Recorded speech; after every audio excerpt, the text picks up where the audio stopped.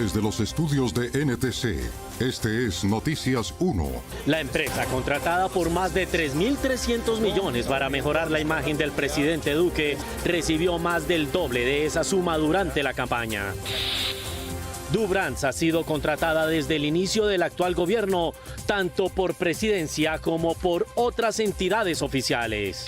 Denuncias y contradenuncias penales entre Álvaro Uribe y Roy Barreras y una tutela entre el mismo expresidente y el senador Gustavo Bolívar.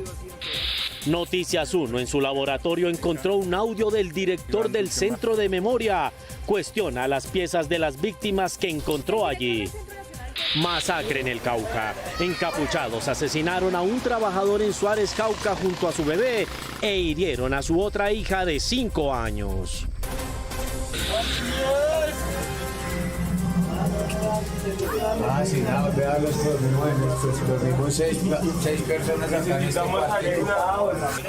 Aquí está, esta es la imagen del día. El interior de las estaciones de policía de las localidades de Kennedy y Fontibón, que mantienen su hacinamiento en plena época de distanciamiento y no tienen elementos de bioseguridad. La Personería de Bogotá pidió que estas fueran cerradas luego de advertir la existencia de 12 contagios confirmados entre uniformados y detenidos. De esta historia hablaremos hoy. Por la prensa libre y el derecho que todos ustedes tienen a la verdad, yo soy la Red Independiente. Presenta Noticias 1 con Mabel Lara y Germán Arango. Buenas noches, bienvenidos a Noticias 1. Aquí están las noticias del fin de semana e iniciamos en la polémica por un contrato firmado por la Casa de Nariño por 3.350 millones de pesos para mejorarle la imagen al presidente Iván Duque. En plena pandemia se firmó el 3 de mayo pasado. No se han considerado otros contratos con esta misma firma. Y Guillermo Gómez nos tiene más detalles. Mabel, Dubrands hizo varias tareas por multimillonarias sumas en la primera y segunda vuelta de la campaña presidencial Duque presidente y también fue contratada por el Centro Democrático. En las dos vueltas presidenciales a la campaña de Iván Duque ingresaron 22.700 millones de pesos. En la primera vuelta, la campaña le entregó a Dubrands 11.365 millones de pesos por propaganda electoral, actos públicos y gastos de administración. En esos mismos tres rubros, Dubrands volvió a cobrar en la segunda vuelta presidencial 5.120 millones de pesos. Un informe de auditoría a los estados financieros del Centro Democrático en 2018, luego de que terminaron las dos jornadas electorales presidenciales, evidencia que Dubrands era también la empresa de eventos de ese partido político. En este cuadro se muestra las cuentas a pagar a 30 de septiembre de 2018. De los 105 millones de pesos que el Centro Democrático debía, 45 millones los adeudaban a Dubrands. Ay, no he visto. Esta empresa tuvo como socio al prestamista de campañas políticas Carlos Eduardo Gutiérrez Villegas, según lo contó Daniel Coronel en el portal losdanieles.com. La devoción de Gutiérrez a Álvaro Uribe quedó narrada en un poema publicado en el diario El Tiempo en 2002. Usted, doctor Uribe, privilegiado por Dios, con dones de humildad, valentía y honestidad, encarna las esperanzas de un pueblo atribulado, golpeado por un puñado de dementes, sin Dios ni ley. Carlos Eduardo Gutiérrez Villegas. Gutiérrez Villegas le dijo a Noticias 1 que ya no es socio de Dubrands y que ni él ni sus empresas tienen actualmente negocios de contratación con el Estado. En enero de 2011, según este documento, Gutiérrez era socio de Pedro Sarmiento Charri, conocido como Pipo, representante legal de Dubrands. La compañía decidió poner a la venta la totalidad de las acciones suscritas a la fecha. En este video del portal La Silla Vacía, publicado hace 9 años, se ve a Pipo, a quien el periodista Coronel identificó hoy en su columna. Este video corresponde al primer taller democrático que realizó Álvaro Uribe Vélez como expresidente en el auditorio de la Misión Carismática Internacional en Bogotá. Los contratos con la firma Dubrands proliferaron desde el inicio del gobierno del presidente Iván Duque. Juan Fernando Barona. Mabel, 20 días después de instalada la actual administración, Dubrands recibió una de esas contrataciones y después otras más. No solo en la presidencia, sino también en por lo menos otras 5 entidades oficiales más. La empresa Dubrans es una de las firmas privadas más beneficiadas con contratos del gobierno desde la llegada del presidente Iván Duque al poder. El 30 de agosto de 2018, 23 días después de la posesión del mandatario, se firmó este contrato por casi 1.000 millones de pesos para que Dubrans desplegara una estrategia digital con el objetivo formal de enviar mensajes a favor de la paz. Este primer contrato tuvo vigencia hasta el 20 de diciembre de ese año. El 30 de abril de 2019, el Departamento Administrativo de la Presidencia firmó este otro contrato con Dubrans por un valor superior a los 2.600 millones de pesos con el mismo objetivo, es decir, crear estrategias de comunicación para la construcción y sostenimiento de la paz. Este contrato tuvo vigencia hasta el 15 de diciembre del año pasado. Los colombianos hemos vivido un momento único. Además del contrato que la presidencia firmó este año 2020 por un valor a los 3.350 millones de pesos para trabajar la imagen del presidente Duque, Dubrans ya había obtenido otro contrato el 17 de enero pasado por más de 780 millones de pesos. Pero en este contrato se establece que se tiene que promocionar las buenas acciones del gobierno en la llamada Conversación Nacional, instancia que creó Duque para intentar conjurar las movilizaciones del año pasado y que hasta antes del coronavirus no había solucionado. Yo personalmente quiero asumir hoy compromisos con esta comunidad. Este contrato, que inicialmente iba hasta el 29 de febrero, ya fue prorrogado y su valor ya superó los 1.560 millones de pesos. ¿De qué me hablas, Diego?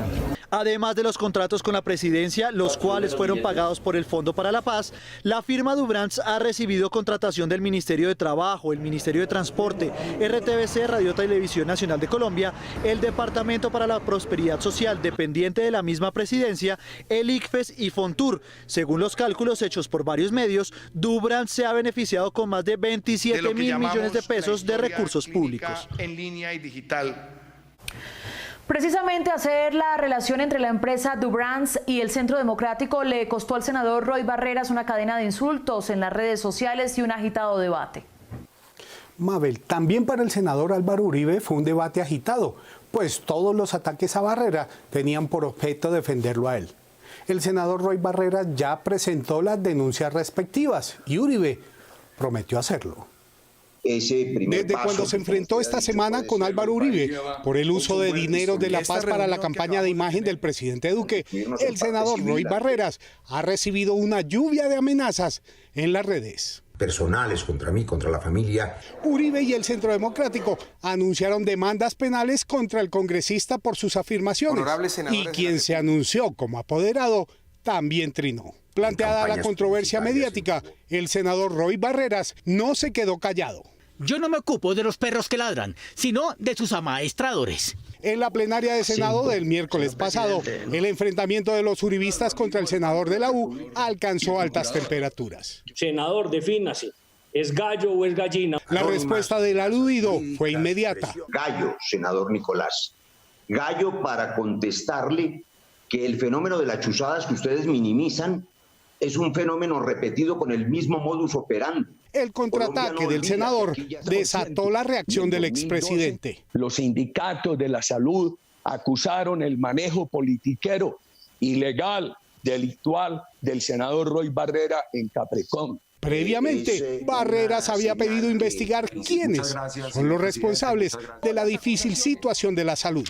Que se sepa por parte de los órganos de control quién se robó la salud, quién se robó Salud Pop, quiénes estaban en sus juntas directivas, quiénes después saquearon Café Salud, quiénes después se inventaron el engendro de Medimás. Uribe tampoco se cayó. El senador Roy Barrera me engañó. Sin dejarse arrinconar, el senador Barreras remató con un adagio popular. Dime con quién andas y te diré quién eres. Nosotros no andamos ni con ñeñes, ni con callas, ni con cadenas. Ya se interpusieron denuncias y demandas, y esta semana habrá otras más. La disputa legal entre el expresidente Álvaro Uribe y el senador Roy Barreras no fue la única que agitó el ambiente. También lo hizo una tutela que interpuso el expresidente contra el senador petrista Gustavo Bolívar. Un fallo de segunda instancia proferido por el Tribunal Administrativo de Cundinamarca ordenó al senador Gustavo Bolívar de la coalición Decentes retractarse en 2 de 12 trinos que había escrito desde su cuenta en Twitter de sus afirmaciones sobre el senador Uribe, quien interpuso una acción de tutela contra Bolívar por intermedio del polemista Abelardo del Espiella. El Tribunal de Cundinamarca, Tribunal Administrativo de Cundinamarca, me pide que me retrate de 2 de esos 12 tweets. Sin embargo, el abogado tiene que ser muy mediocre para salir a celebrar esto como un triunfo cuando de 12 tweets me pide la retractación de solo 2 tweets. La tutela en primera instancia le había dado la razón a Bolívar, pero el tribunal revisó la decisión y le ordenó retractarse en 2 de sus mensajes, uno publicado el pasado 16 de diciembre y otro el pasado 16 de febrero. Bolívar no está de acuerdo con la decisión judicial, sin embargo dijo que la acatará. Quiero explicarles algo que está pasando en Colombia que es muy grave, y es la persecución judicial de Álvaro Uribe Vélez sobre las personas que creemos en nuestra íntima convicción que él debería estar preso. De la Espriella le respondió. Un escritor de narconovelas hablando de mediocridad. El chiste se cuenta solo. Acepte la derrota, Gustavo Bolívar. En contraste con los 2 trinos ordenados a rectificar, otros como estos, publicados desde la cuenta del senador Bolívar, no fueron sujeto de rectificación, tal y como lo sostuvieron los fallos de primera y segunda instancia. La JEP decidió otorgarle medidas de protección a una exposición de víctimas de la guerra, cuyos archivos reposan en el Centro de Memoria Histórica. Patricia Uribe. Mabel, las medidas de la JEP resguardan la obra original y los derechos a las víctimas, que aseguran que los cambios al guión ya están hechos, aunque el director Acevedo matiza el reclamo. La exposición Voces para Transformar a Colombia, que reúne historias colectivas e individuales de las víctimas del conflicto armado y que fue la primera muestra del Museo de Memoria Histórica, fue protegida con las medidas cautelares de la Jurisdicción Especial para la Paz, JEP.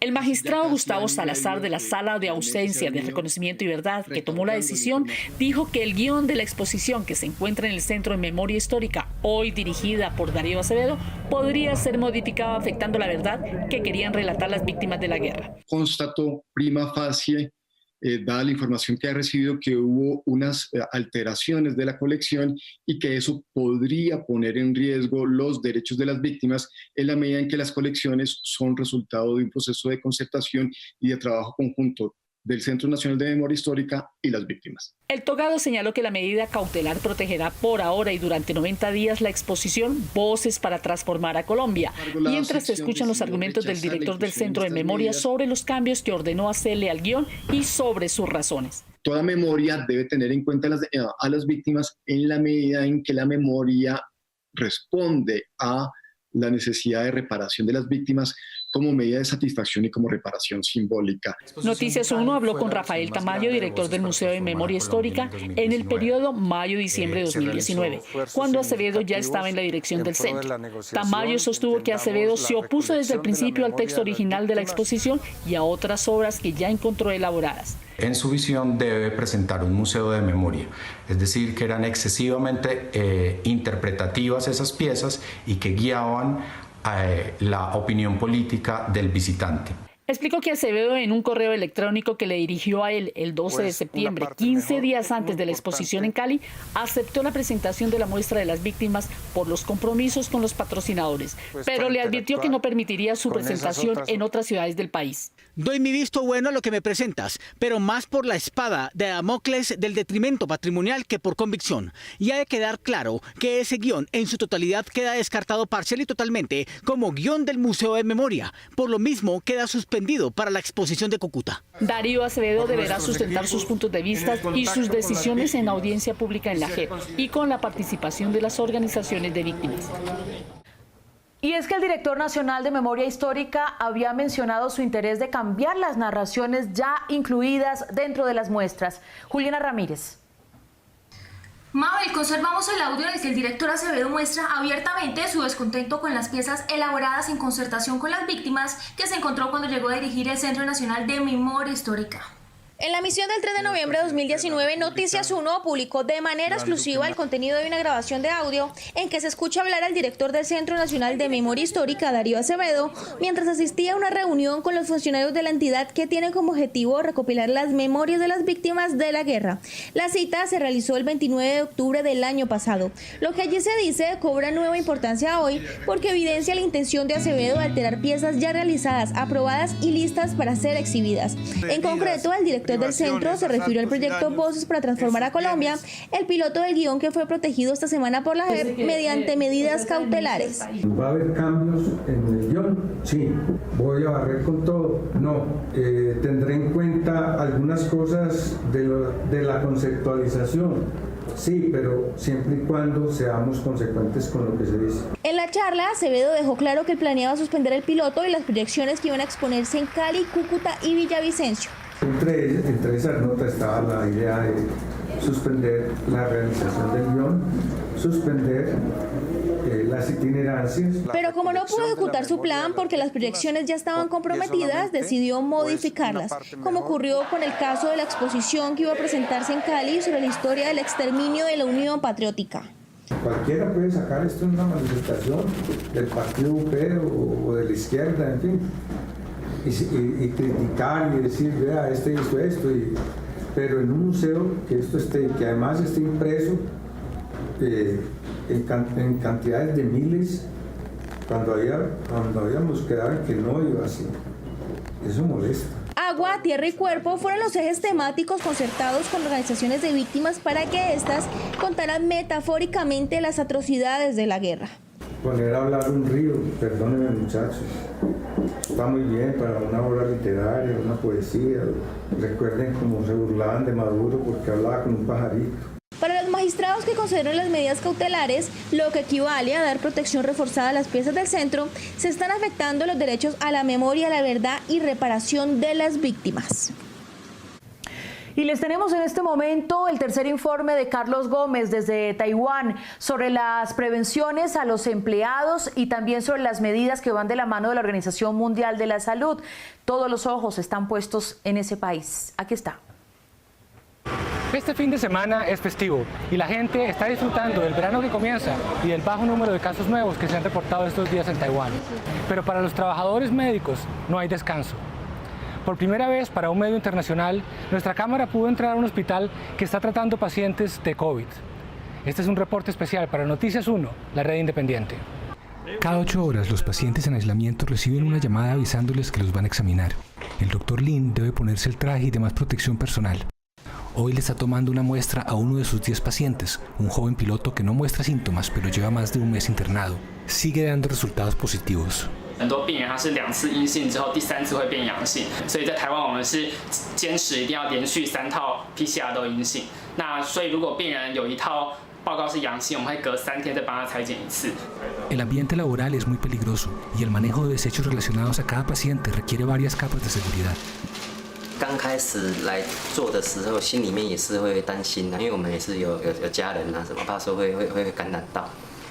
但是我们护理长还有主任他们都会，就几乎每天都告诉我们说，要穿脱啦，就是穿脱防护装备的动作要做确实，洗手的步骤都要做确实，要保护好自己。 Para evitar la transmisión dentro del hospital, se han tomado medidas como controles en la entrada, un manejo distinto del flujo de personas y estaciones como esta para hacer exámenes antes de entrar a pacientes con síntomas. Pero para los que trabajan en el pabellón de aislamiento, el riesgo sigue siendo muy alto. 第一次 SARS 的时候，是医护人员受感染的比例太高了，而且很难救，真的很难救。 Las enfermeras con más experiencia protegen a las más jóvenes. La vida de cada una está en juego. 我有 care 过 SARS 的病人，因此我很能够知道就是那个压力很大。所以相对我在这里当护理长的时候，我也能够体谅是说我的同仁压力一定会很大。 La tragedia de SARS todavía es una herida abierta para quienes lo vivieron. Por eso hacer lo imposible para evitar que se repita. Uno de los obstáculos es el alto costo de las pruebas. Los doctores tienen que ser muy cuidadosos escogiendo a quién se las administran. 像现在我们可能认为说，如果他有旅游史，又有拉肚子啊、什么嗅味觉异常啊、一些特定的感冒症状，我们才会帮他做筛检。 A final de abril, el Centro de Investigación Genómica en Taipei anunció el desarrollo de una prueba rápida para detectar el virus. A diferencia de los costosos exámenes de RCP que existen actualmente, este se puede hacer en casa y producirlo cuesta solo $1 por unidad. Este es el prototipo que pudimos ver. Se espera que termine el proceso de aprobación regulatoria y pase a producción masiva en semanas.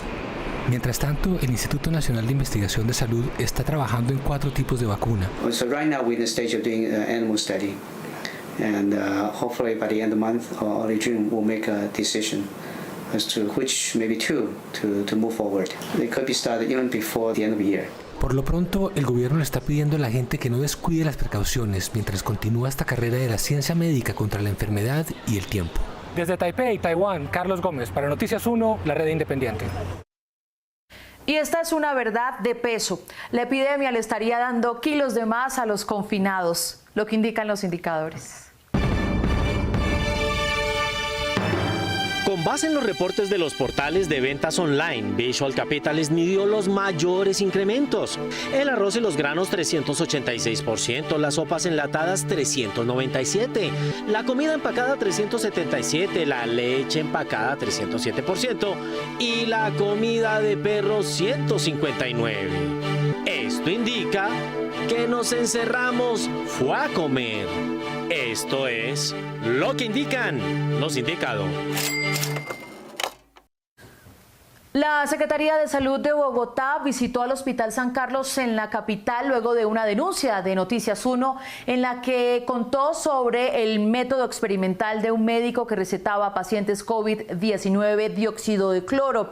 La Secretaría ha mencionado que en esa visita no encontró nada.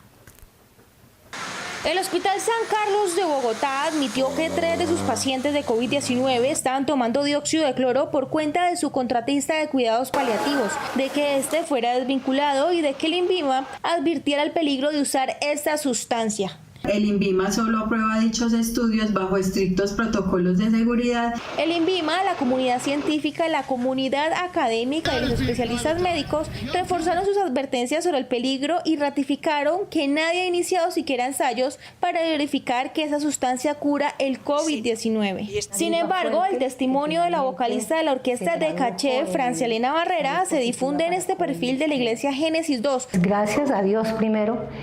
Pero aquí estoy dando un testimonio de que hay entre tantas posibilidades, hay una nueva, que es el MMS. La cantante aseguró que el dióxido de cloro lo adquirió a través de la empresa MMS Colombia, ubicada en Bogotá. Otra mujer, contacto de ella, asegura que la sustancia bíblica curó a su nieto de la leucemia y que los que la hacen fueron capacitados directamente por el alemán Andreas Klacker, el autodenominado gurú del MMS, que se autodomina doctor sin tener ningún título académico. Cuando nos comunicamos con el número del MMS Colombia, el comerciante aseguró que no tenía disponibilidad de producto por el momento. La página web del MMS Colombia, milagrosamente, también dejó de funcionar esta semana. Noticias 1 pidió respuestas a la Secretaría de Salud de Bogotá sobre el experimento ilegal con dióxido de cloro en pacientes del Hospital San Carlos. La Secretaría visitó el hospital el pasado 4 de mayo, pero esta no fue la primera en informar los resultados, según los cuales no encontró nada irregular en el hospital ni en sus protocolos médicos. Aún hay dudas sobre el director científico de esta institución. Hablamos ahora de las empresas inscritas en el registro Pila, que les servirá para cobrar el subsidio a la nómina ofrecido por el gobierno nacional, pero también hablamos de los otros empleados independientes que no hacen parte de esta plataforma y son aproximadamente 10 millones de profesionales que pertenecen a las áreas de las artes y otros oficios.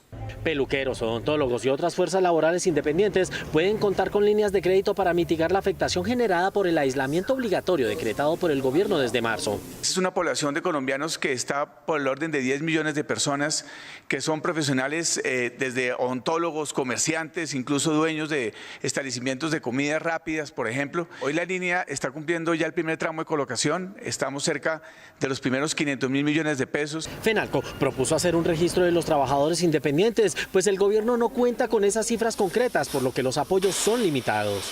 Hay muchos informales que deberían de recibir algún tipo de apoyo. Por eso es importante promover un registro para que las ayudas del gobierno también les lleguen. En FENALCO Bogotá ya trabajan en la planeación para reactivar la actividad en las peluquerías. Los peluqueros venimos trabajando con ellos en un protocolo importante para poder abrir las puertas de este sector, inclusive de la mano de firmas internacionales que nos están ayudando con los protocolos de este sector, que también es un sector vital para la economía y para la calidad de vida de las personas. En el caso de los odontólogos, las medidas de bioseguridad se están revisando para poder poner en marcha esta actividad con los profesionales independientes. Citas, manejando espacios suficientes para que no se encuentren las personas en los consultorios y tomando todas las medidas que se requieran para poder atender a los pacientes sin generar un riesgo de contagio. A partir de mañana, las líneas de crédito para independientes serán fortalecidas con 300.000 millones de pesos adicionales. La Asociación de Universidades está refinando los protocolos para que pronto los estudiantes puedan volver a las aulas y se mantenga el distanciamiento social en medio de esta emergencia sanitaria de la mano del COVID-19. Las universidades del país, por medio de ASCUN, la asociación que las congrega, está ajustando los protocolos que se activarían para la posible reapertura de los campus universitarios en el segundo semestre de este año o el primero de 2021. Aunque todavía no hay certeza del regreso presencial de los estudiantes y profesores a los edificios educativos, la adaptación a las nuevas formas de relacionarse socialmente requiere tiempo.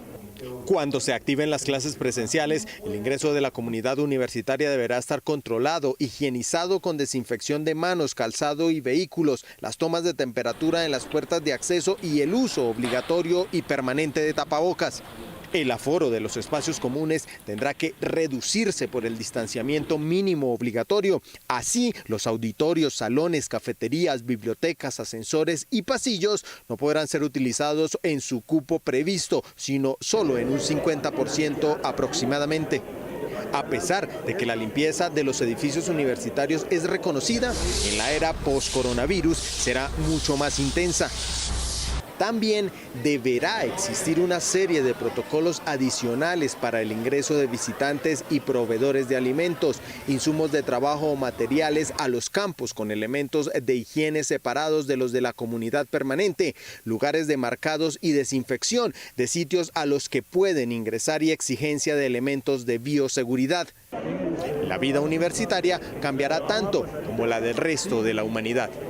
A pesar de la presencia de más de 7.000 efectivos en el departamento del Cauca, un grupo de encapuchados asesinó a un mecánico y a su bebé porque, según ellos, violaron el confinamiento. En Suárez, Cauca, un hombre y su bebé de 9 meses fueron asesinados y herida de gravedad una niña de 5 años. El crimen ocurrió en la vereda Ovejas a las 4:30 de la tarde de este sábado cuando Armando Muñoz, un mecánico, iba en su moto con su esposa y sus 2 hijas y fueron interceptados por 4 hombres. Personas encapuchados que le dispararon a él, que venía en compañía de dos niñas y al parecer la compañera sentimental. Muñoz, de 37 años, según la policía, murió en el acto, mientras que la bebé falleció en el hospital. Su hermana de 5 años, también herida, fue trasladada a Cali para recibir atención médica. Estamos viendo más muertos por parte de la violencia que por parte del mismo coronavirus. Así lo hacen saber mediante panfletos amenazantes que se identifican unos como disidencias de las FARC y otros como grupos enemigos de las disidencias. En ellos advierten que si no acatan la orden, serán sancionados drásticamente. Con esos volantes intimidantes, invitando a la comunidad a que ayude a mantener el orden y que permanezcan en sus casas. Líderes sociales dicen que se cansaron de la violencia y la indiferencia del gobierno y que recurrirán a quienes verdaderamente los escuchen. No aceptamos ninguna muerte más, no aceptamos la justificación y enviamos un mensaje sobre todo también a las organizaciones ilegales para que pueda parar esta masacre que estamos viviendo. Por este crimen, la policía del Cauca ofreció 10 millones de pesos por información sobre estos grupos armados. Según los pobladores, las bandas criminales siguen controlando con más fuerza los territorios en plena cuarentena. A menos de 4 horas de que Bogotá reinicie parcialmente sus actividades productivas, una denuncia de hacinamientos en las estaciones de policía hace temer por la salud de la ciudad. Iván Serrano. A un día de que medidas de confinamiento más flexibles empiecen a operar en Bogotá, la Personería de la ciudad dio a conocer este video en donde se ven las condiciones de hacinamiento y falta de controles sanitarios en las estaciones de policía de Kennedy y Fontibón, donde el sobrecupo supera el 110% y donde hay registrados varios contagios de coronavirus.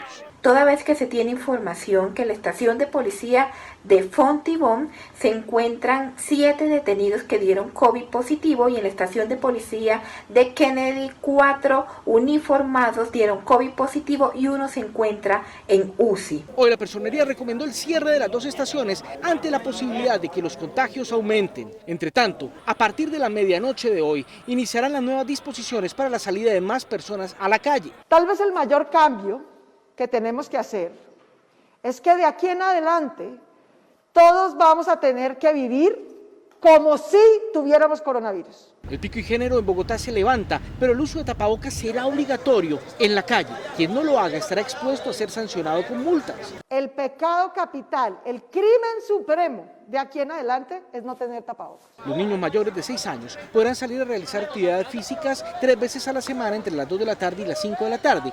La alcaldía ha habilitado más kilómetros de ciclorruta. La idea es que los ciudadanos se desplacen por este medio para no sobrecargar el Transmilenio, el cual no puede operar por encima del 35% de la ocupación. El riesgo se está creciendo porque al principio nos movíamos muy poquito. Los vehículos no podrán exceder los 50 kilómetros por hora y la alcaldesa insistió en que los bogotanos deben estar conscientes de que el riesgo al contagio por la COVID permanece. Cualquiera se puede contagiar. Entre más circulemos, más riesgo de contagio tiene. A partir de mañana, Bogotá operará en 3 turnos, las 24 horas del día, lo que indica que no todas las actividades económicas entrarán a operar a la misma hora para evitar congestiones y minimizar el riesgo. La DIAN anunció acuerdos de pago con los colgados con las deudas siempre y cuando paguen en época de pandemia. Economía de bolsillo. Las oportunidades son visibles cuando lo complejo se hace simple. Bancolombia, Sura. Hasta el próximo 30 de junio, los morosos con la DIAN tienen la oportunidad de acercarse a la entidad, llegar a acuerdos de pago para ponerse al día y acceder a otros beneficios. A poder acceder a plazos incluso hasta por 12 meses sin garantías y a reducción de las sanciones. Esto es para todos aquellos contribuyentes, declarantes, agentes de retención, responsables, deudores solidarios o garantes que hoy en día no están al día con la administración tributaria. Según la Dirección de Impuestos, por lo menos 27.247 contribuyentes le adeudan a la Dirección de Impuestos 1.2 billones de pesos. Permite acceder a unas reducciones en sanciones, intereses, actualizaciones que pueden oscilar entre un 50 y 80%, dependiendo del momento procesal y el acto administrativo de que se trate. Los contribuyentes que se quieran poner al día con la DIAN pueden agendar una cita a través del portal www.dian.gov.co y evaluar las opciones de pago a las que se puedan acoger. Economía de bolsillo. Las oportunidades son visibles cuando lo complejo se hace simple. Bancolombia, Sura. Noticias 1 conoció el informe de auditorías a la 4ª Brigada de Medellín del Ejército Nacional, en la que se encontraron algunos sobrecostos con productos para atender esta emergencia, y también se encontraron algunas similitudes en otros lugares donde la empresa contratante estuvo presente.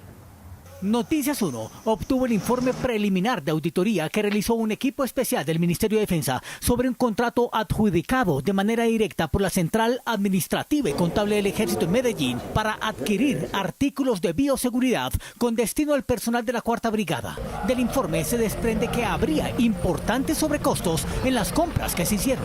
Esta comparación objetiva nos permite afirmar que podrían constituir precios especulativos, lo que genera un presunto detrimento patrimonial por valor de 45.507.569 pesos, que el Ejército Nacional no puede permitir. Los precios de los artículos comprados a la firma Pacific Group and Business SAS, entre ellos jabón líquido, gel antibacterial, frascos de hipoclorito y otros, fueron comparados por los auditores con los adquiridos por la misma unidad del Ejército a otras firmas. El resultado alarmó a los revisores. Pacific Group le vendió al Ejército el galón de alcohol a 151.526 pesos, mientras que otra firma le ofreció a solo 27.000. Significa que el adquirido por la Central Administrativa del Ejército en Medellín costó casi 6 veces más. En consecuencia, se materializó un presunto detrimento patrimonial por valor de 10.306.466 pesos con 7 centavos. El informe también señala que la CENAC Medellín compró tapabocas desechables de 3 pliegues a 2.134 pesos cada uno, casi 700 pesos más caros que los adquiridos por la Fuerza Aérea en la misma época y por 1.451 pesos la unidad. Diferencia que genera un presunto detrimento patrimonial por valor de 20.399.771 pesos con 34 centavos. En la evaluación se encontraron tapabocas N95 a 54.000 pesos. Algunas empresas de ventas por internet los ofrecen a 22.400. Según la investigación, para ese contrato hubo ofertas de 3 empresas. El registro mercantil de una de ellas figura cancelado y la dirección física que reportó la firma que obtuvo el contrato no existe. Y ni siquiera la elementalidad del domicilio registrado corresponde con la realidad. Presuntamente los militares que adjudicaron el contrato no permitieron que las cotizaciones fueran revisadas previamente. El grupo auditor del Ministerio de Defensa finalmente encontró algunas similitudes entre los procedimientos empleados por las centrales administrativas y contables del Ejército en Cúcuta, Tunja y Usaquén. Por ese motivo, en su informe preliminar considera necesario hacer más revisiones e iniciar acciones legales si fuere necesario.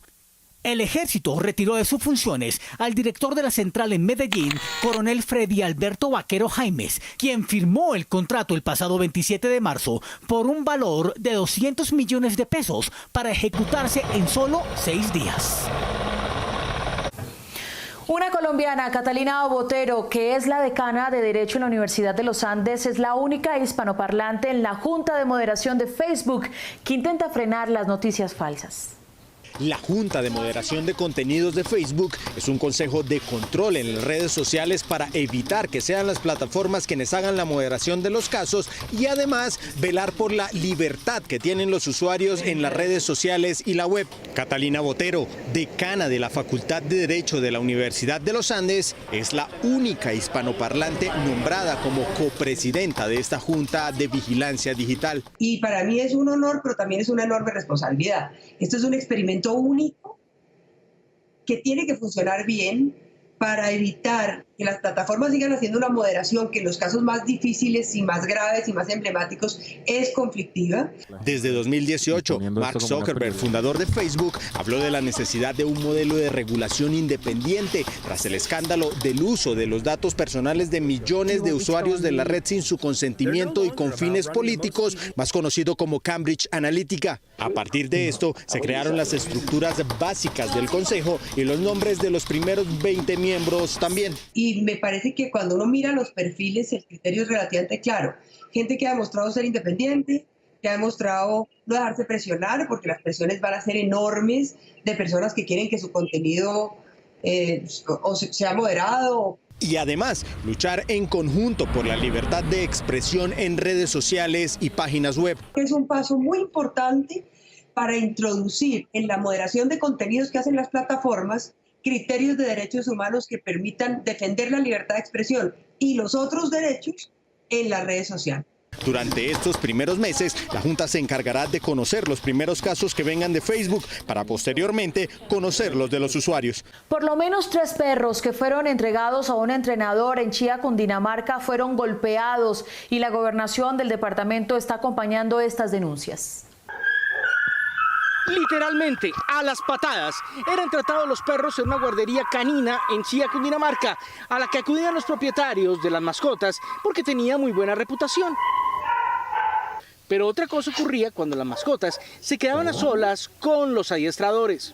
3 videos diferentes registran a trabajadores de Masco House golpeando a una perrita cocker, un cruce de pitbull y a Aslan José, un samoyedo de tan solo 7 meses.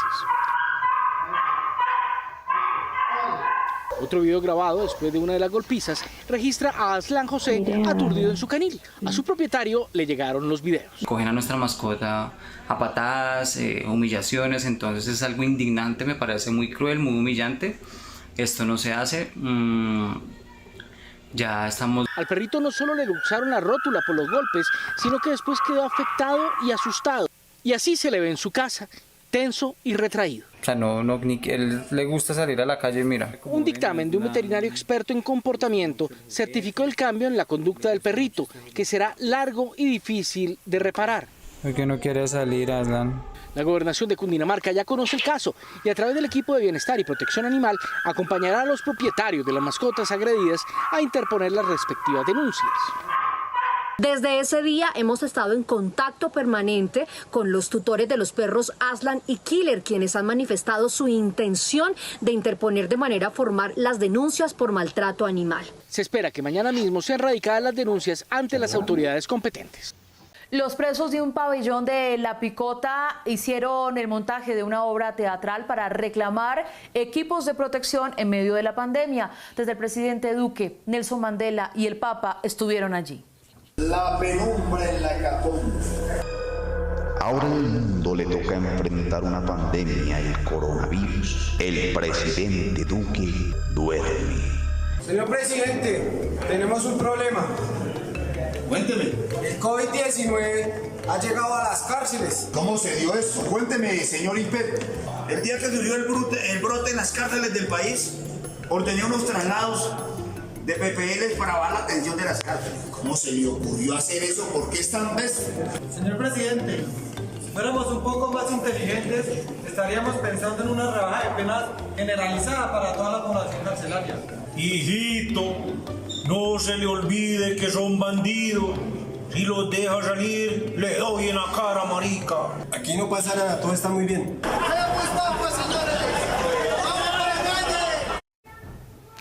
Nos vamos, pero nos vemos en las redes sociales. Los invitamos a seguirnos allí en estas plataformas digitales para conectarnos con las noticias.